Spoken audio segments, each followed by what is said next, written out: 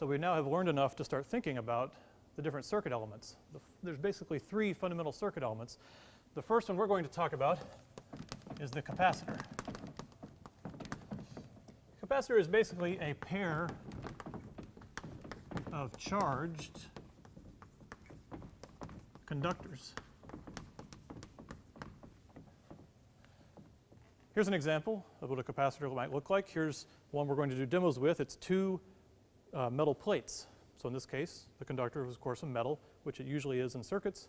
And we've gone with two close parallel plates. So let's draw that and see what's going to happen inside of it.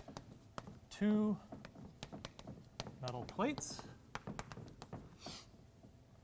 And we want them to be large and close. And you'll see why in a minute. Let's go ahead and draw them. So one metal plate is here, like this.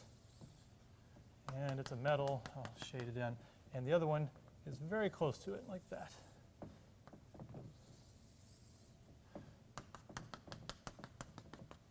Like that.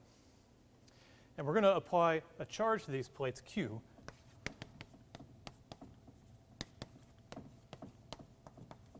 But the key with the capacitor is it's oppositely charged. So one plate has plus Q, and one plate has minus Q. So I'll just put plus and minus Q there. So you want to make sure you get this. If you think of the entire capacitor, it's neutral. If you say a capacitor has charge Q, well, each plate has charge Q. So the total excess charge, in a sense, the magnitude is 2Q, right? There's Q on each plate, but they're the opposite amount. So when you say a capacitor has charge Q, that doesn't mean each plate has a half Q. Okay, each one has Q. It's just one is positive and one is negative. So what we want to do is look in and see what's going to happen in the gap when we have that charge Q on each plate. So we'll kind of zoom in here and we'll look like this and get a good look at each plate. So there's the plates. And this was the positive one, so it'll have some positive charge at its surface. So we know conductors like to have all their charge run to their surface. Let's see, so we know that this plane is going to make a field that way, and that's why we like two large metal plates that are really close. Is in this gap, we want to be so close to the surface that it basically looks like an infinite plane. Okay? So if that's the case, we know these positive charges are going to make a field that goes that way, and these negative charges are also a plane. They're going to make a field that goes that way as well. Those fields are just going to add, and what you'll get is the charge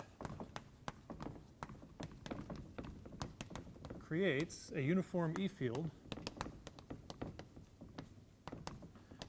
in the gap. Right? What you'll also see is that if you think about equipotential surfaces, one will always be on the surface of the metal, and then there would be another one here that's always at right angles to the electric field, and another one here, and another one here, and another one here, and then eventually you'd be at the surface of the negatively charged metal. So the charge creates uniform E through the gap, and it creates flat equipotential surfaces.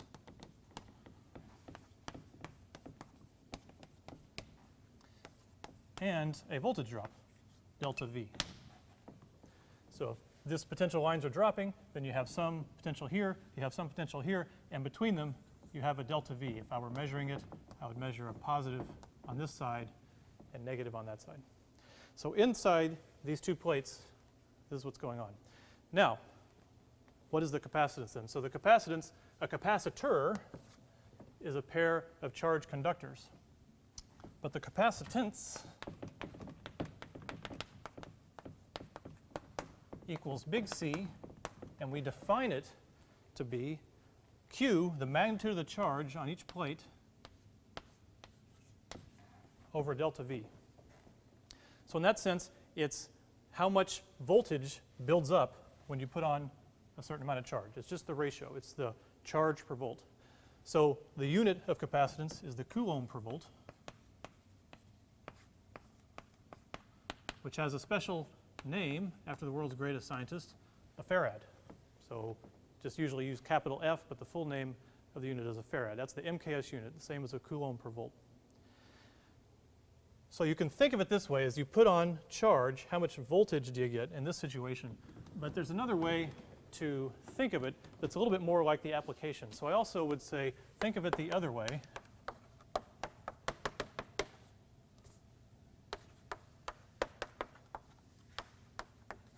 Okay, we're going to think backwards, because when you think of an actual device, you want to go the other direction. Is you apply a potential difference across the plates, and it holds a charge.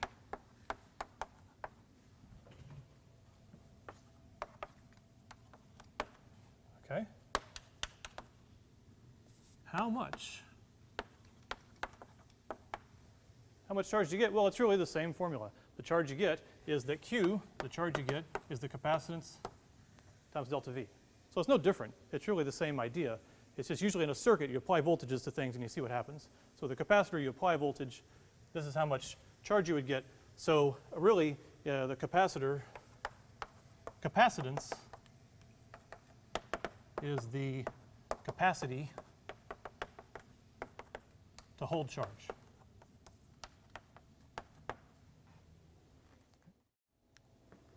Now we're going to calculate capacitance. Before we worry about a specific geometry, let's talk about the general strategy to calculate a capacitance.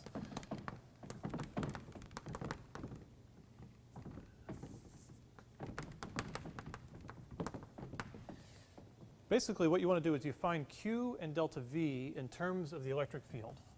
Find Q and delta V in terms of E. And by that I mean for the geometry of your actual capacitor.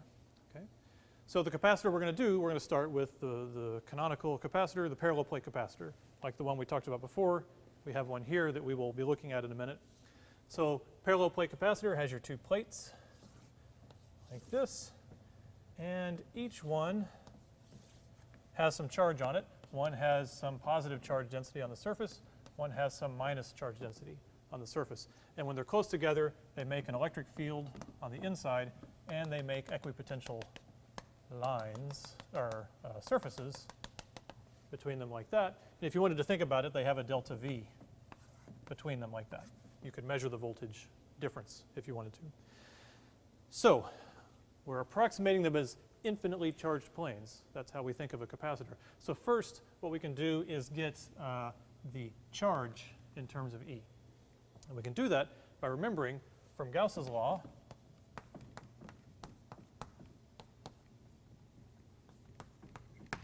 that the E field at the surface of a charged plane was, what was it? It was sigma over 2 epsilon naught. So we have that field from the positive charges points to the right, but then we also have it from the negative charges, but it also points to the right. So if we were to really do this as a vector, and we called this the I hat direction, E due to the positive charges would be plus sigma over 2 epsilon naught I hat. But then E due to the negative charges would actually also be plus sigma over 2 epsilon naught I hat. Even though the charges are negative, the field would point the same way. Right? So these are both basically the same thing. The plus and minus are just telling you how much. We know they each have sigma. So E of the gap that we care about is just twice this, is sigma over epsilon naught, right, in the I hat direction, if we're keeping up with directions. So that's E of the gap. Now, we want it in terms of Q, the total charge. Well, we also know the area of the plates. So we can also say E, let's just worry about the magnitude.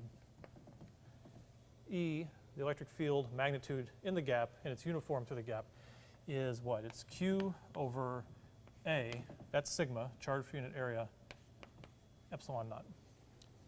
And that is a small epsilon naught.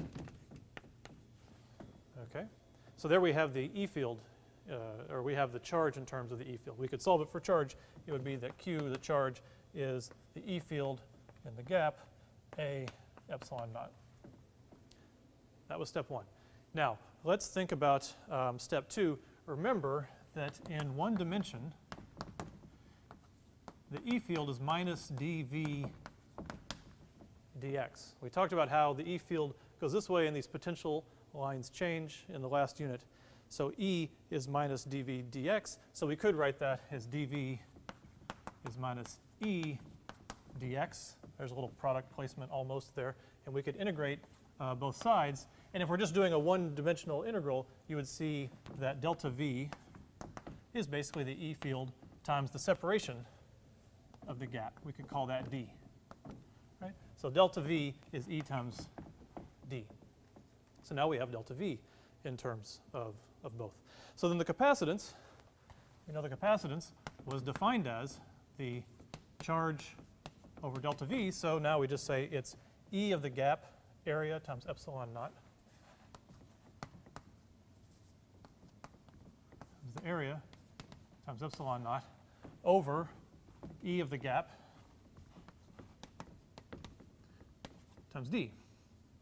So the E's cancel, and we get the formula for the parallel plate capacitor. Its capacitance is epsilon naught A over D. And this, your final formula, I'll put a little parallel. That's for the parallel plate capacitor. Capacitance is not always equal to this. But your final formulas for capacitance will often have an epsilon naught. That sort of sets the unit for you. And then it's often a geometrical factor. Because all that really matters here is the geometry. It's creating the field, and that the charge density has to move to create the field. And this is in farads if you do everything in MKS units. Remember that epsilon naught is 8.85 times 10 to the minus 12. And you can state it in several awful, horrendous MKS units, but it's actually also in farads per meter. So your formulas that you derive for capacitance should also have sort of an epsilon naught times something that comes out in meters. And here, sure enough, we have an area over a length. So it comes out in meters. And we put it all together. So now we're going to look at this with our parallel plate capacitor that we have here. Again, these are two metal plates very close together. They're hooked up to this electrometer. So the metal wires hook up to this thing that's a very sensitive electromechanical voltage meter. Okay? So right now you can see it's hanging down around 0. So what I'm going to do is charge up the capacitor by induction. So I'm going to hold the charged rod near this plate, or near this electrode. That's going to push the electrons to that plate, and then I'm going to short it and let the electrons jump to the other side. You may be able to hear some interference there as I do that. And then that should leave some charge on the capacitor, and we can see the needle has moved, and it's moved to about 5. So around 5. And if you look closely at that scale, you can see it's 500 volts. There's 500 volts on this capacitor. It's not dangerous because it's such a teeny amount of current, or such a teeny amount of charge. If it formed a current and went through my skin, it would be nothing because it's a teeny amount of charge. But it is actually at 500 volts. So now we want to see, what can we test? We're measuring delta V. So if we start messing with the capacitance, we might see delta V change because the charge is constant. We can change capacitance, and let's see what happens to delta V. Okay? So capacitance, I cannot change the permittivity of free space. I wish I could. Sometimes I feel like I can, but I can't. The area is hard to change. The area of the plates is pretty much constant, but the separation I can change. So let me increase the separation. So I'm just going to try to, without shorting it, I'm going to pull this plate back. And, oh, actually, see, it's dropped down to about 4 just because it's leaking charge. So we're down to about 4. But if I pull this plate back, oh, you can see it went up. Got to about 7, right around 7. Up, it's a little unintuitive. You would think, why did it go up? Well, actually, it makes sense. It went up, this got bigger, the capacitance went down. Right? If the capacitance became smaller and this is constant, this has to get bigger. So mathematically, it actually makes sense. When the separation gets bigger, the voltage has to get bigger because the capacitance went down. You can also understand it physically, actually, if you think about it. You have two oppositely charged planes here. So if they want to be on top of each other, like the lowest energy would have been they're just covering each other and being neutral. But if I start pulling them apart, what am I doing? I'm having to do work. I'm increasing their potential when I pull them apart. So I have two oppositely charged, constant charge planes, and I'm pulling them apart, I'm raising their potential. So the formulas make sense. Now let's look at some numbers and see how much charge we're talking about.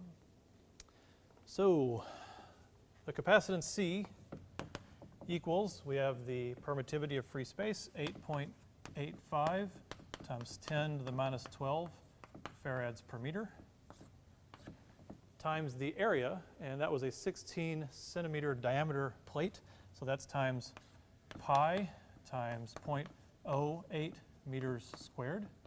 It's 8 centimeter radius. Over the separation is about a centimeter, 0.01 meters. And that gives you, in this case, 18 times 10 to the minus 12 farads. So that's 18 picofarads. So it turns out the MKS unit for capacitance, the farad, is a very large amount of capacitance. Most capacitors that you work with in electronics are much smaller. Most of them are microfarad down to nanofarad, or sometimes you have really, really teeny capacitances, picofarad. That's a large capacitor, but that's not a bunch of effort, a very large effort to make it a high capacitance. So just objects near each other tend to be on this sort of picofarad scale.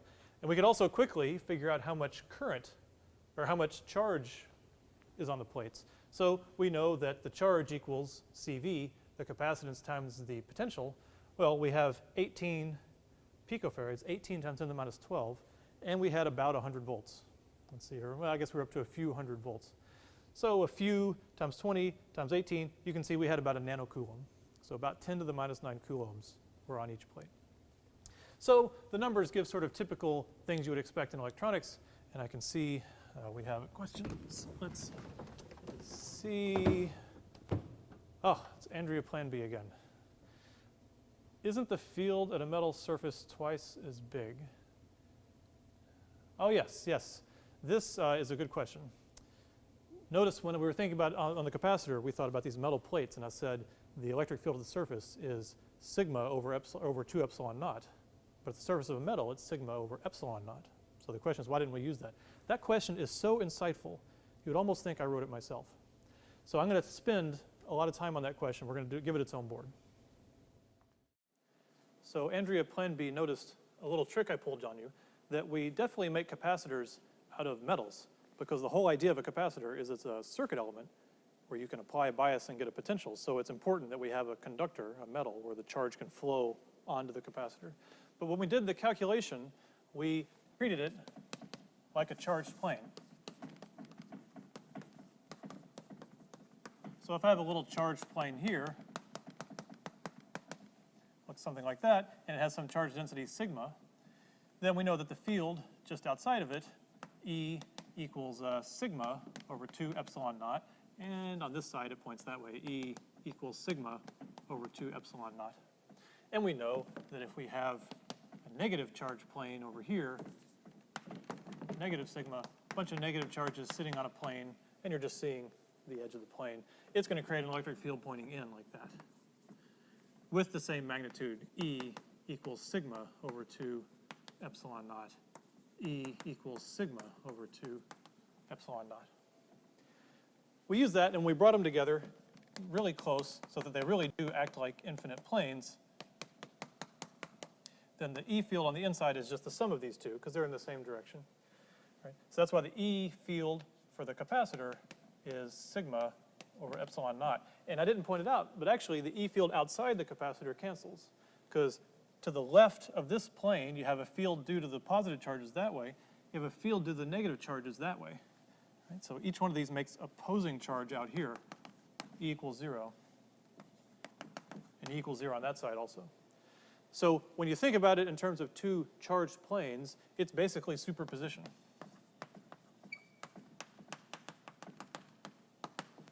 You're just adding the fields. Okay. Now let's think about it for metals, or for conductors. I'm just going to go ahead and write metals, because that's how we make capacitors. Let's think about a metal charged thing like that. Okay.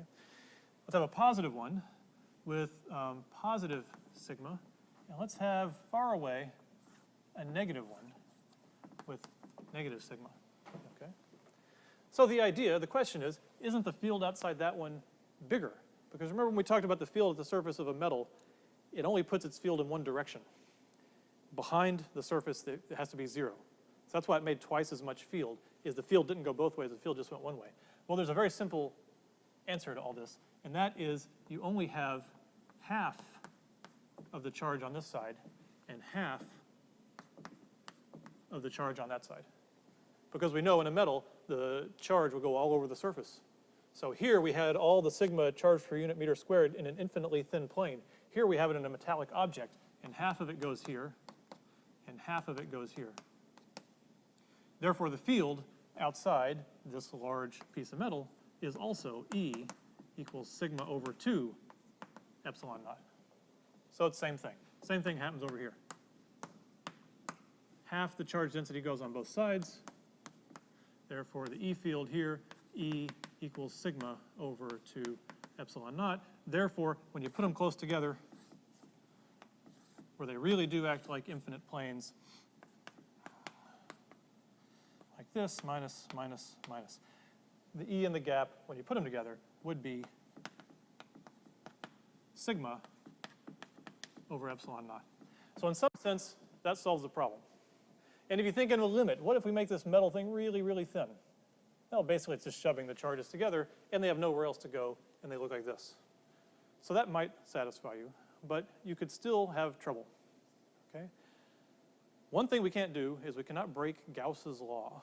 If we break Gauss's law, we've done something wrong. Let's check Gauss's law here. So here, we're going to make a little Gaussian surface like this.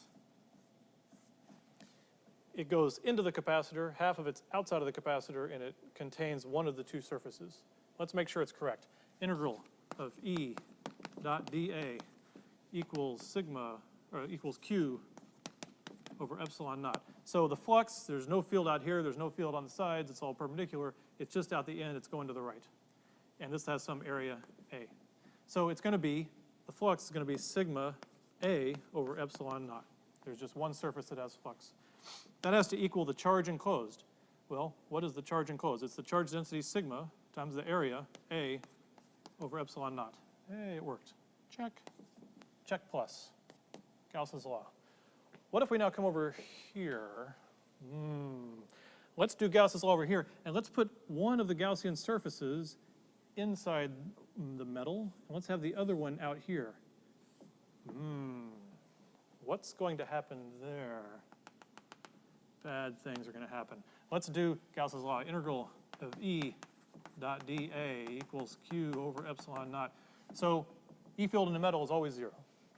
So there's nothing on this side. There's nothing around the outside because it's in the wrong direction. So it's really this way. So it's E sigma over epsilon naught times A. Sigma A over epsilon naught. Okay. The charge enclosed is what? Sigma over 2A over epsilon naught. Uh-oh. Something's wrong here. Gauss's law isn't true. Gauss's law isn't true means something's wrong. Something has gone very wrong. Here's what's gone wrong. When you put two charged planes together, you just apply superposition. Nothing bad can happen. Nothing can change. When you put two charged metals together, things can change. Okay? So when this thing was by itself, the charge distributed uniformly on each side. Everything was fine. But when you bring it close to this, these charges see those negative charges, and they want to get together. Okay? So you bring them close, and all the charge that was back here now runs over here. And all these negative charges run over here. And the back has essentially no charge on it, okay, when you have two plates like that. So the charge configuration changes when you make the capacitor. All right? Let's see if that will make this true. It's still, E in the gap is sigma over epsilon naught. Okay? You don't recalculate things. It's still true, because essentially it's the same situation. Now all the charge has run to the surface. It looks exactly like this. There's no difference. E of the gap is sigma over epsilon naught. And now Gauss's law is going to work. It's still sigma A over epsilon naught for the integral, but now we have our charge all on the surface, so that 2 goes away. So it works again. Woohoo! Okay. Things seem all right. You could also look at it and say, well, this can't be right, because we learned that the field at the surface of a metal has to be sigma over 2 epsilon naught. We learned that the charge has to redistribute, and it has to be uniform. But this is right, because we learned about how to treat the field at the surface of a charged metal when there's nothing else around. Right? We didn't think about what if something else is nearby. We didn't do it for this thing coming together. When something else comes near the charged metal, then the charge distribution can change. But in the end, you can tell this is right because they're the same situation. It's all the charge being forced into a thin plane on the surface. So this is the cool thing about physics. No matter how many times you come up with some word problem or thought problem or emotional problem with how the problem works, the physics is never wrong. Right? It always can be worked out, even no matter what crazy little problem you come up with. So find the hardest ones you can, enter your plan B, and keep asking them, and we'll see if we can find one we can't deal with.